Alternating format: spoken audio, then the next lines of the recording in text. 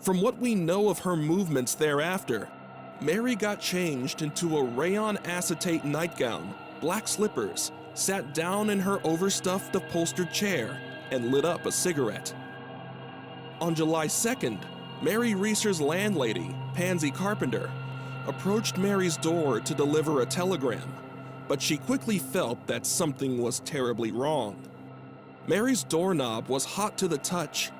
Pansy immediately called the fire department, certain that Mary's room was on fire.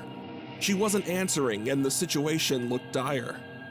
When firefighters arrived, they forced their way into Mary's apartment, and what they found was nothing short of horrifying. The scene of the event was jarring, putting it mildly. Amid a sea of soot were the partial remains of the 67-year-old Mary, still laying on what was left of her melted chair. We use the term remains lightly, as Miss Reeser was reduced to quite literally a pile of ashes, springs from her upholstered chair protruding upward. In fact, the only parts of her that remained whole were a piece of backbone and her left foot, still wearing the slippers she'd changed into the night before. Mary Reeser quite literally disintegrated.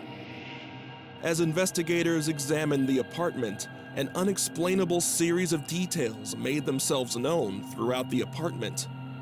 For it was obvious that a fire had ravaged Mary's body, but the flames, more or less, seemed to stop there.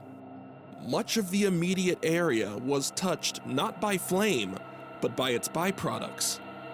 The ceiling retained smoke damage, the nearby window screen to the dining room caked in soot, and the drapes had been coated as well. Besides Mary's chair, the only other things that had been burned were her end table and the partitions separating the kitchen and living room. Meaning, for the most part, the fire stayed focused on Mary, hardly spreading at all. If only that were the main question, though. What really baffled the public was the question of what in the world started the blaze in the first place.